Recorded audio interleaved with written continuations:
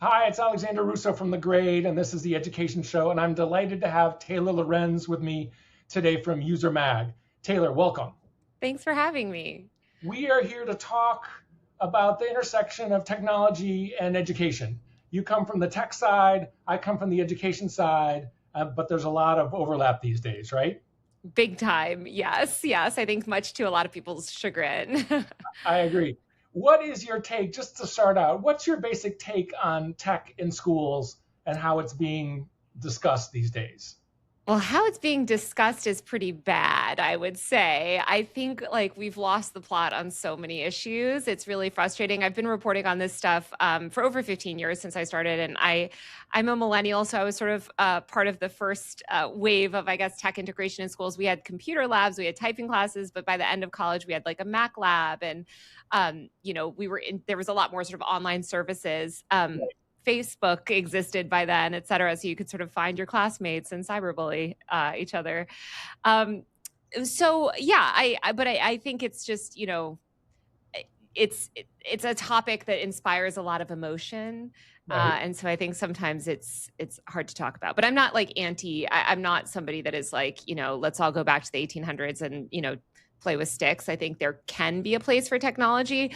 I just think we also have a lot of bad actors in this realm. Oh, interesting. Okay, I'm going to ask you about the bad actors. What do you mean when you say lost the plot? Who's lost the plot? What is the plot?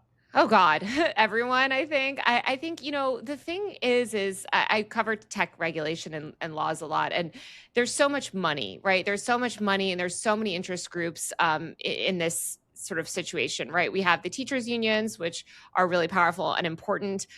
We have parents groups. We have lobbying groups. We have nonprofits that exist to push certain messages. We have, these pundits, these people like Jonathan Haidt that have no background in the topics that they talk about, and yet they go and speak to school boards, sort of school boards pontificating on things. And then we have the tech companies that just want to squeeze every little, last dollar out of all of us that they can. So yeah, it's just, and that's not even counting. I was thinking the big tech companies like Google, but also just the ed tech startups, right? Yeah. Small tech companies. So it's just a lot of actors, a lot of different incentives at play. And I think anytime you're talking about sort of technology that affects children, emotions are running high.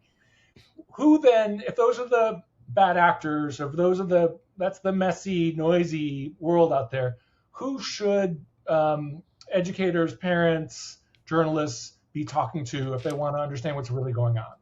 I think we should talk to actual experts, and they are unfortunately few and far between. I think one thing you learn when you cover technology is like there's a lot of people that go off and sort of position themselves as experts because they've you know built a brand online around something, and the people that are usually worth listening to are the ones without the big social media presence, without the newsletter that they're trying to sell.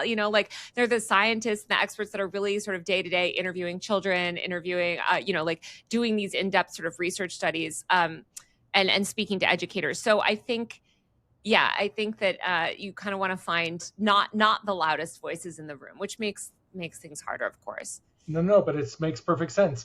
On the journalism side, is there anyone out there, education journalists, tech journalists, government affairs journalists, is there anyone out there who's doing a good job of finding the right people and asking the right questions? Yeah, I mean, I think Mike Masnick, who's the editor in chief of Tech Dirt, does a phenomenal job. Tech Dirt covers these companies in a really critical way. They cover tech in a really critical way, but they also make sure to kind of debunk a lot of ridiculous claims. I think anybody pushing a one size fits all approach to like fixing all the problems in our school system, this one quick fix is gonna solve everything, is full of it.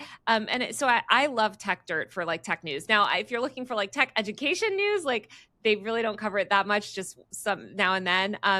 But I also follow like education reporters like Tyler Kincaid at NBC, who does a great job reporting on this stuff. He recently had a piece out about sort of Google and their influence of the data privacy practices in different school districts. So Right. those are who I look to. And what's going on in the larger world of tech right now that might affect tech in schools? I know that there's legislation at the federal level that people are trying to do. Let's start there. Is there anything useful or important going on there based on your reporting or your background knowledge? Lots going on, lots going on. So we have a few things happening. We have the rise of AI, which is, of course, huge. And I think we're seeing a fierce debate on kind of the role of AI in education. We're seeing a lot more surveillance tech integrated into schools. So one thing that I've covered is this company called Samsara Systems that's putting these AI-enabled cameras on school buses.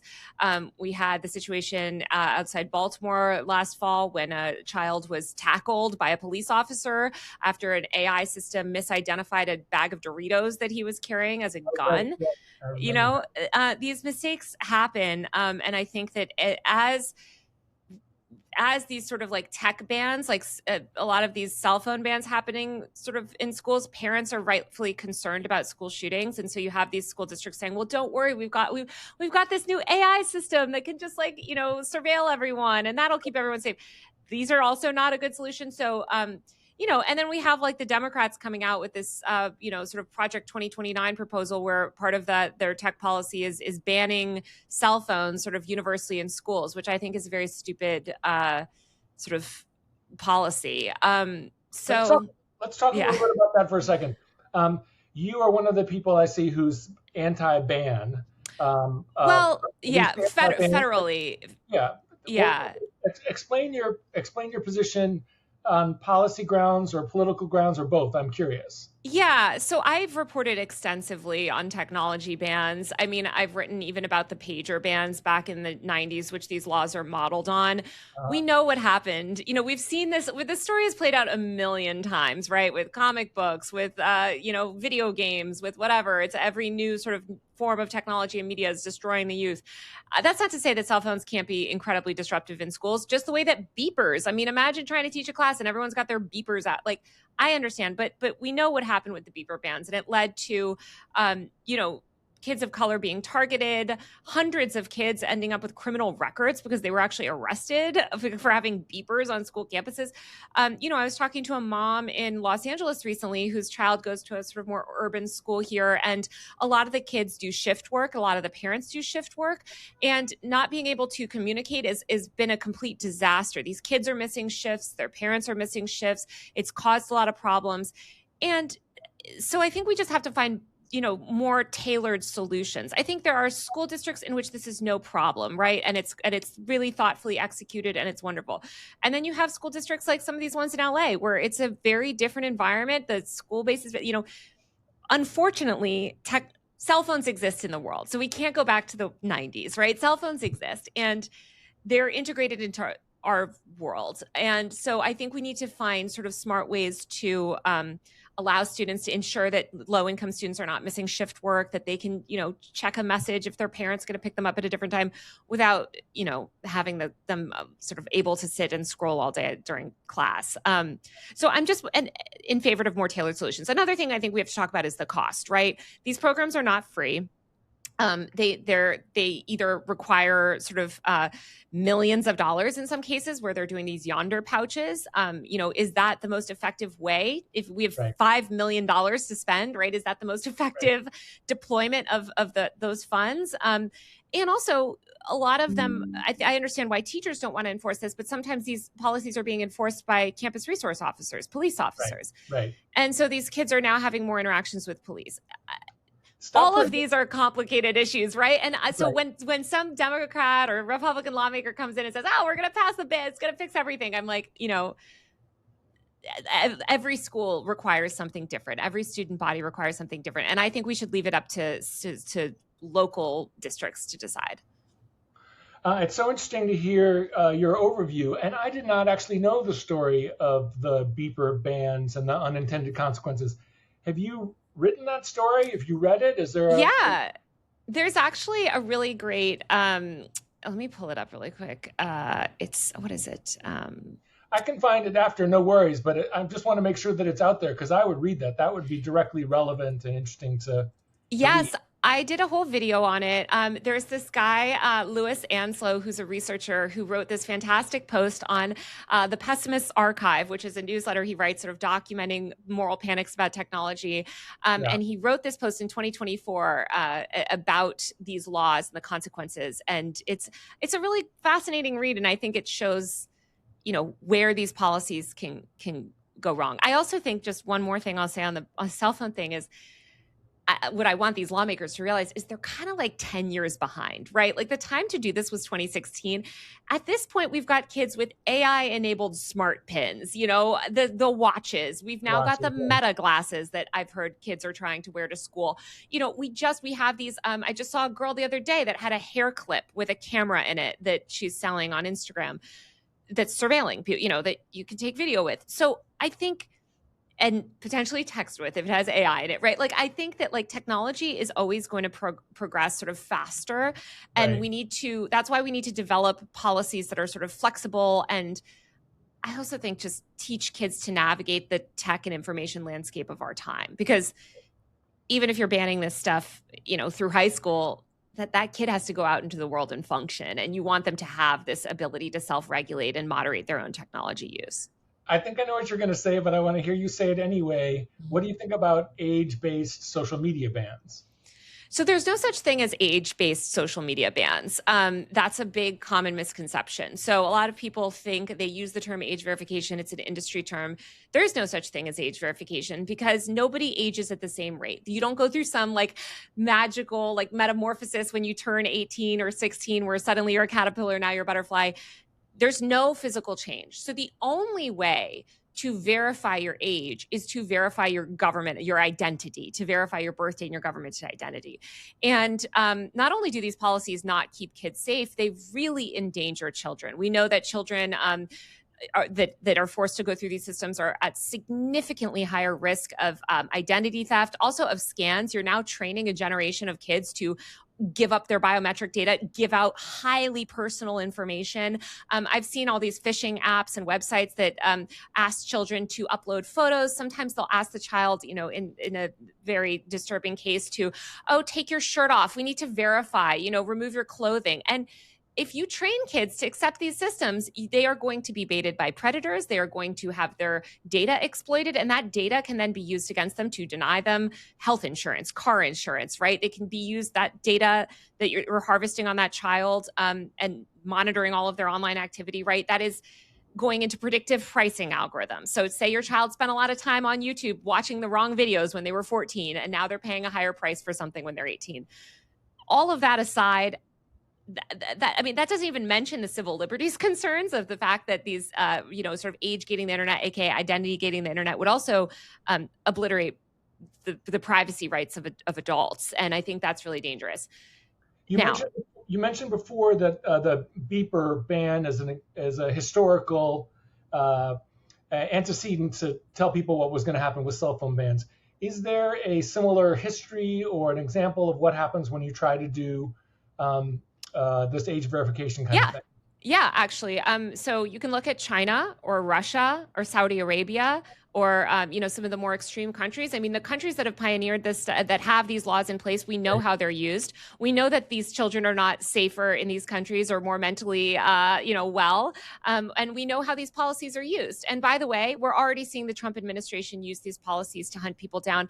I mean, I speak to parents, a mom recently in Arizona or New Mexico, somewhere in the Southwest, who has undocumented family members, and she's horrified by these laws because removing anonymity from the internet, you're forced to out yourself. If you are an LGBTQ person, you are going to be forced to out yourself. Not to mention, we had Kansas kind of invalidating trans people's driver's license overnight. That could prevent them from getting internet access. As a journalist, I mean, the right to anonymous speech and the right to anonymously receive information is crucial. We know that in states like Texas, Meta and other tech companies regularly allow the government to use things like messaging data, right, to prosecute women for seeking out abortions.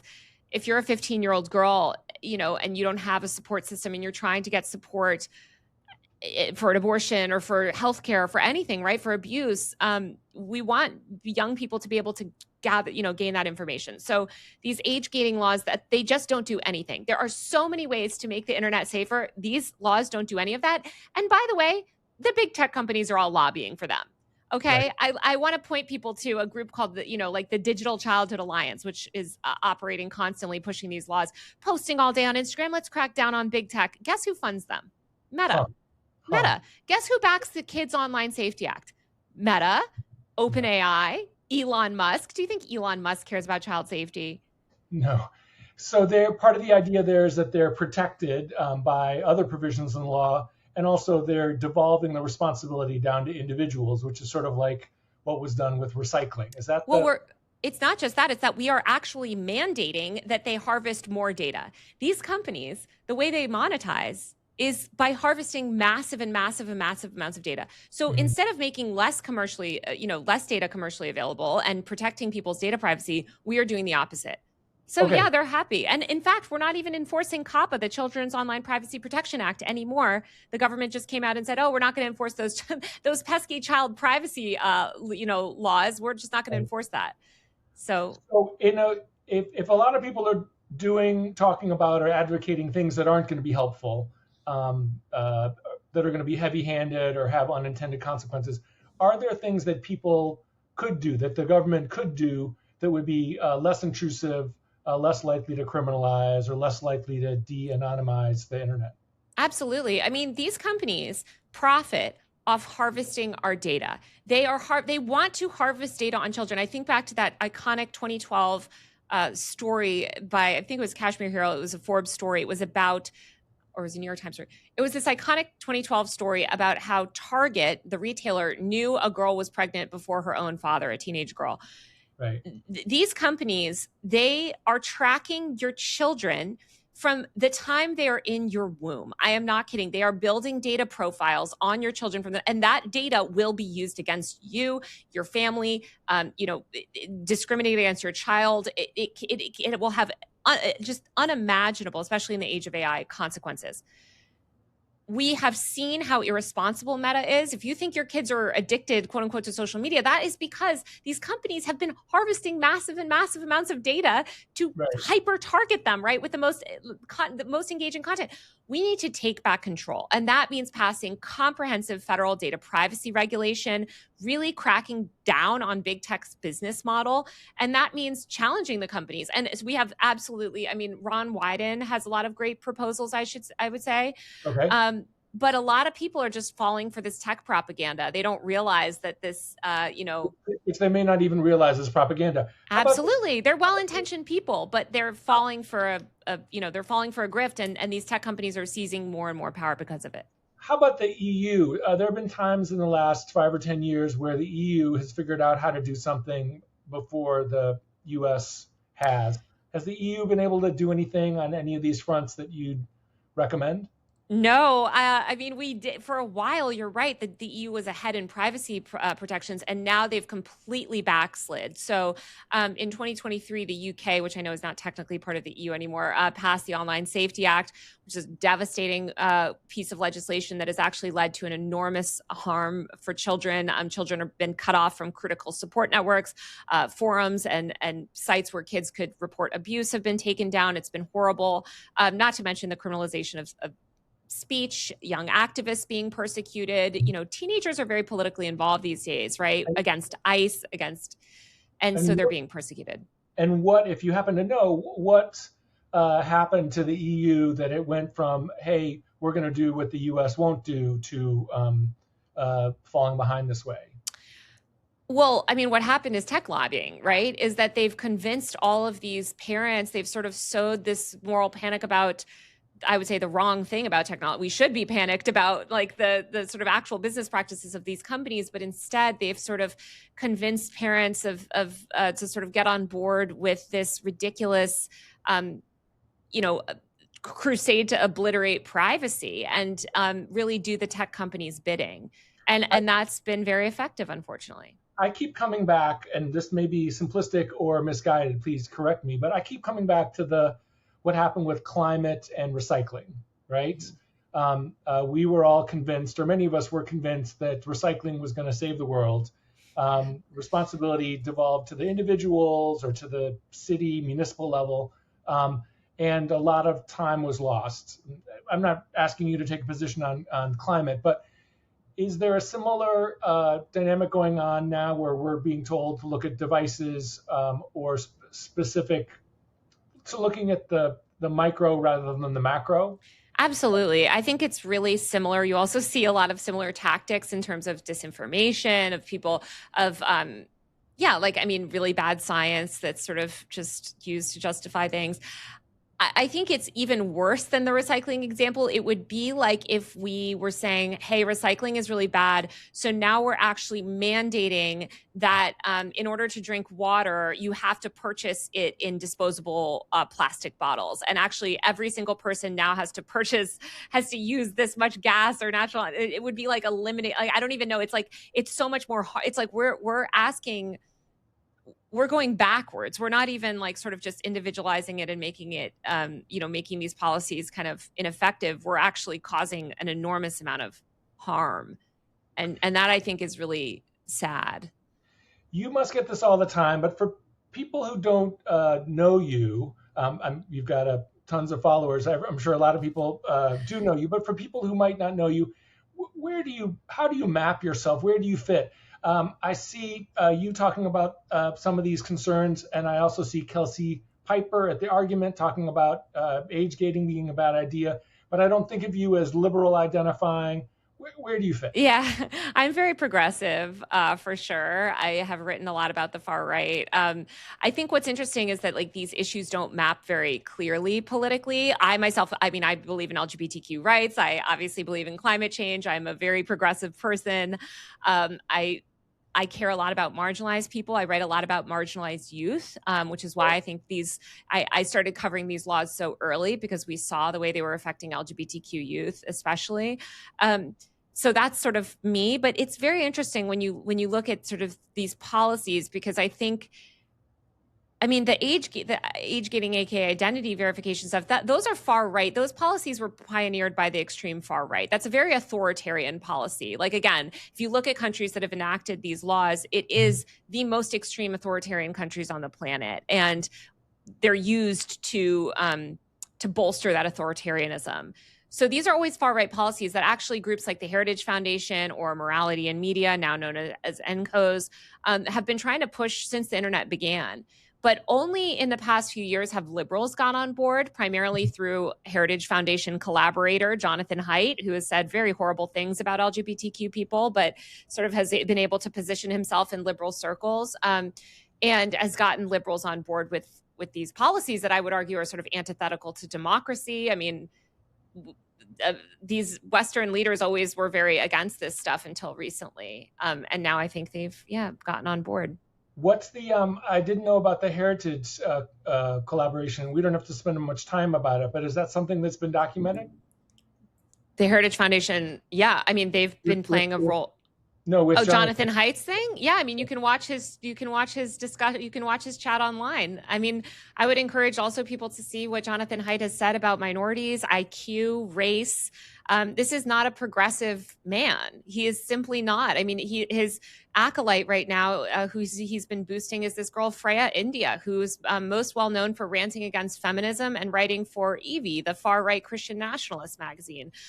This is a man who is pushing policies written by far right Christian nationalists. The fact that anybody is considering him progressive, especially given the conspiracy theory that he's spread about trans people, effectively the trans contagions, this idea that like the internet is turning people gay.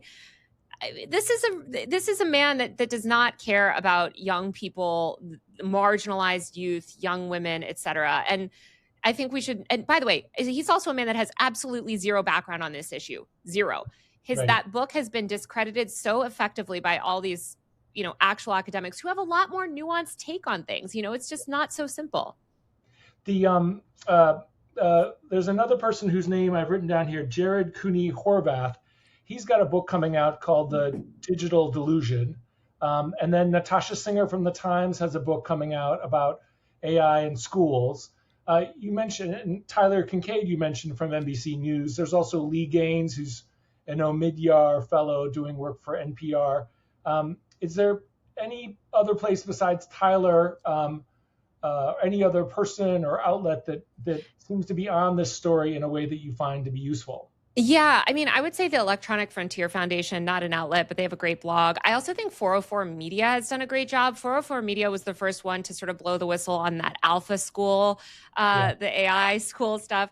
I think that I'm pretty against a lot. Like, I think a lot of these ed tech companies are not great actors. I know they reach out. Every time I say this, I feel like I get inundated by their PR teams, which to me just validates that they have a lot of money to hire PR people and monitor all the mentions of their companies. Uh, But, especially as we move towards AI, privacy is going to be so crucial. And we right. don't want, we need to be very skeptical. Again, I'm not somebody, I do understand why parents just want to go back to the 1800s sort of schoolhouse model and eliminate all tech. And I don't even think that's necessarily a bad idea for certain kids learning, but we want to take advantage of technological advancements. We want our kids to learn to use these technologies because Mhm. as I said, I report a lot on kids in tech, and if you don't teach them to navigate the tech climate of their time, they're really unprepared. So they need to understand how to spot misinformation, to Right. know when is a legitimate time to scan your face and when you shouldn't be sending photos of yourself to people. We want them to learn these This lessons. sort of literacy. I talked to the ed tech people, especially just in the last couple months. This is not my area of specialization at all. What I hear from them most often is, let's not go too far. Let's not throw the baby out with the bathwater. And I always respond by saying, which may be agreeable from your perspective. And I always say, well, we've been doing this for 30 years now. We've got $30 billion a year of ed tech spending in K-12. What's the baby? Who's the baby? What are we trying to protect? I don't get very satisfying answers, but it sounds like you're saying, hey, you're saying some version of something similar to what they're saying. Well, no. What I would say is, first of all, they give a lot of self-interested answers, and a lot of them have not been able to point to benefits. Are there benefits to their technology? I don't. I think a lot of it we're seeing probably maybe no. What I would like to see is. I think again, it goes back to allowing each school district, empowering teachers to teach the way that they want. Allowing school districts to make choices. The choices that you're going to make for just there's such a wide range of schools and for learning formats. And I went to like 3 different high schools growing up, and I remember just going from one school to the next and different, just radically different student bodies even, and the dynamics of that and everything. So I really think these blanket approaches are not effective. And I also think that, like, I would love to see some sort of digital literacy class. I think all of us feel like too much is being put on the parents. It's a lot. Like, I'm all for parents not giving their kid a cell phone, but if I think a lot more parents would maybe feel comfortable doing that if Right. there wasn't so much social pressure, but also if they knew that their kid was going to be able to navigate the world, they could trust the schools to kind of educate their child. And with AI, I think this is really important. The AI is not going away.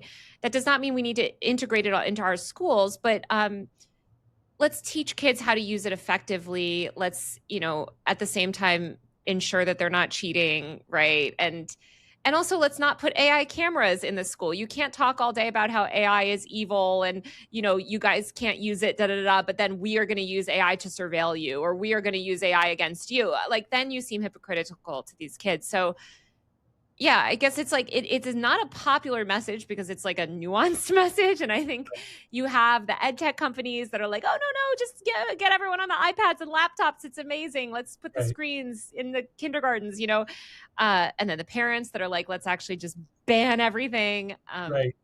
And You're getting yelled at from both sides. I'm sympathetic to I'm not sympathetic actually to the ed tech companies. I'm very sympathetic to parents. It's so hard. My sister has 3 kids, and I've tried to pry a phone out of their hands, and but I'm hopeful that we're going to develop. I do think that, like, the form factor of phones is going away. And that's what I mean about, like, the smart glasses, the watches. Like, in one sense, that gives parents more, opportunities to kind of Hmm. say, hey, listen, maybe you have an Apple Watch to message or maybe you have this type of, sort of device that can let you do a sort of limited amount of things. But it's also scary. How are you going to keep up? And what if these guys are showing up to school recording girls with the meta glasses, and teachers aren't prepared? So Yeah. it's a tough world, and I just want people to kind of be skeptical of these figures like Jonathan Haidt, like some of these other ones that are motivated. I would argue, who knows their motivations, but it's certainly very profitable what they're selling, and it's not backed in research. It's not backed in data. Let's listen to the actual researchers who have a much more nuanced picture. It's so kind of you to share your thoughts and your reporting with education journalists and educators who watch the education show. Taylor Lorenz, thank you so much. I really appreciate it. Thanks for having me.